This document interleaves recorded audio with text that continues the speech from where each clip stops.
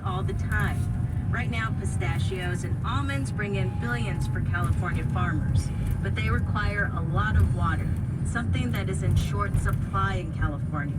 While we have a well, we don't have enough of a well to irrigate a tree crop. They just don't have the water under there to pull up. You can't speak for your kids. You can leave it there as a legacy, but in the end, they'll decide what they want to do with it, and that's up to them. Jim and Becky's kids don't farm, and Jim thinks they never will. If solar stays profitable, then they won't need to. For 1A, I'm June Leffler in Fresno, California. We're discussing why some farmers are switching out their livestock or crops for solar panels. And joining us now from Los Angeles is Sammy Roth. He covers energy for the Los Angeles Times. He recently helped produce the LA Times series Repowering the West, about how the energy transition is affecting landscapes and communities across the western U.S. Sammy, welcome to the program. Hey, happy to be here. Also with us is Kara Heckert in Sonoma County, California. She's the Resilient Agriculture West Advisor for the American Farmland Trust. AFT advocates to protect farmers in on the rise. Just like the interviews that you had, there's a lot of folks interested in it, but they're balancing a lot of different challenges on agricultural land throughout California. So it's a trade-off. So while there are many people interested, it's a decision on whether or not they want to continue to farm, all the challenges they have from water resources and other things. And so although it's on the rise, it's still a value proposition that's being balanced. Sammy, you've also spoken to farmers in California. What stood out to you from those conversations around how farmers are considering whether to make the switch in part or in total to solar? Well, Per acre. Kara, what are some of the financial restraints to using solar on this land? Well, there's a lot of things that people have to consider. I mean, there's transmission limitations and investing in that, or getting your local government to invest in that. There's also, when you're taking land out of production, you have to keep that loss of income in mind. Also, the things you have to do to put the infrastructure in place. And although there is some government assistance for that, it's not at the level that it needs to be to scale up solar at the way that the state would like to. Well, and Sammy, from a policy perspective in your reporting, what were the major policy barriers to farmers making this switch? Major policy barriers. Well, I mean, I don't think there's that much stopping them in terms of a policy perspective, at least at the state level. I mean, California has these really stringent goals, 100%. Clean skeptical about this and are always going to be thrilled about approving these projects. But so far, I haven't seen that as a really big barrier. A lot of, really significant scale solar projects are moving forward in California farmland. We're talking to LA Times energy reporter Sammy Roth and Kara Heckert with the American Farmland Trust. Up next, we get into the harsh business and environmental realities that are pushing some farmers to solar. I'm Jen White. We'll be back with more in just a moment. This is 1A from WAMU and NPR.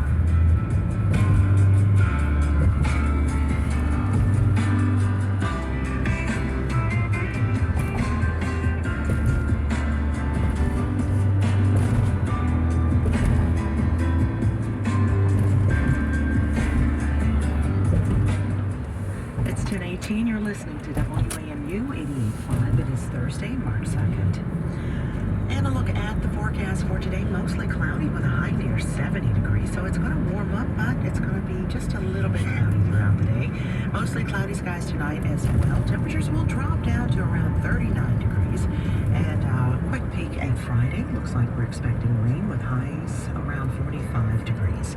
It's 54 in Washington, 55 partly cloudy in Fort Washington, and 54 in Falls Church.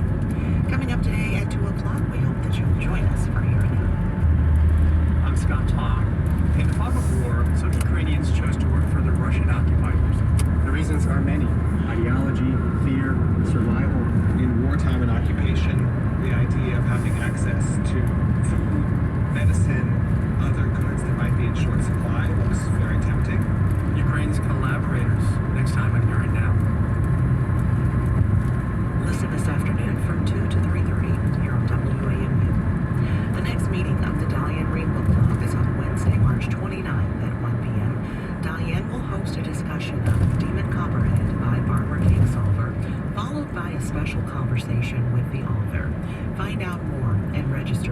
anreed.org/book club.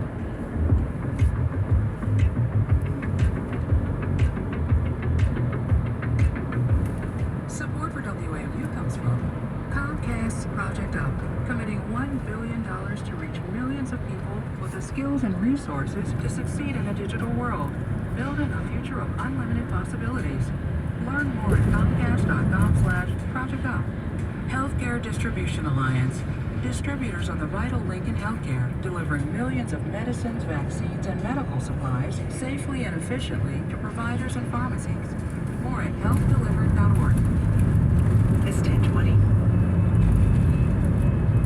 Support for NPR comes from this station and from LifeLock by Norton, working to help consumers protect themselves against tax identity theft. Learn more at lifelock.com/NPR. And from Procter & Gamble, maker of Metamucil, a fiber supplement containing psyllium, a plant-based fiber for trapping and removing waste in the digestive system, designed to be taken every day. More at metamucil.com. And from the William T. Grant Foundation at wtgrantfoundation.org. I'm Jen White. This is 1A. We're discussing the switch from harvesting crops to harvesting solar power on American farmlands. With us are LA Times energy reporter Sammy Roth. He recently produced the series Repowering the West about how the energy transition is affecting landscapes and communities across the western U.S. Also with us is Kara Heckert with the American Farmland Trust. We got this message from one of you. There's a lot of land that isn't functional for farm use or wild spaces that should be considered. I live in a city where there's a lot of brownfields that could be used as solar farms. And also, anywhere that there's roof space that faces the correct direction and gets enough sunlight should be considered for solar. Whenever I'm on a train in a city and I just look out at all of these square miles worth of roofs and almost no solar panels, it's incredibly frustrating. We also want to hear from you. If you're in agriculture, how do you feel about using farmland to put up solar panels? Send us an email at 1a@wamu.org. Now, Sammy, some farms are leasing their land to large-scale solar developers. Walk us through the process of how that works. Sure. I mean, typically a developer will come in and will either sign a lease agreement with the farmer or just agree to buy the land outright. So, it depends on what the farmer would prefer in terms of the income stream. Either they get sort of an annual lease payment, for the operation of the life of this facility, which could be 25 or 30 or even more years, or the developer can agree to pay them upfront, and once the solar farm starts construction, those deals typically close, and the farmer sort of walks away with an upfront lump sum payment. And financially, how well does that leasing setup work for farmers? Well, I mean, it's definitely going to depend on the specifics of the place and of the solar deal, but the folks that I've talked to who have gone this route have typically told me that it's comparable, to the income that they'd be making farming, that the financials work out about the same. And, for a lot of them, it's becomes sort of a lifestyle choice. I mean, if you have folks who are getting older and don't have kids to take over the farm, that's, was the case in a couple of the projects that I looked at. They may be more likely to go that route, or if they know they have really significant water problems and farming is going to get harder. But I've heard that it's about the same in a lot of cases. Well, Carrie, that's something we heard in June Leffler's feature earlier in the hour. Farmers concerned about their ability to pass on this land to their children. How much is that driving the decision about whether to stay in farming crops or to move on to farming solar? I think that's a huge factor. The average age of the farmer in California is 59 years old, and a lot of the next generation is not getting into farming because it's too challenging. So I think diversifying funding streams for their farm or ranch is critical in the decision making that they're doing for keeping their farm operation viable for future generations. Well, Sammy, when farmers set up solar panels on their own or go through a leasing company, where does that energy go? Well, I mean, it goes to whoever agrees to buy it. I mean, typically it's a large electric utility or a city government's transmission lines to get that electricity from one place to another.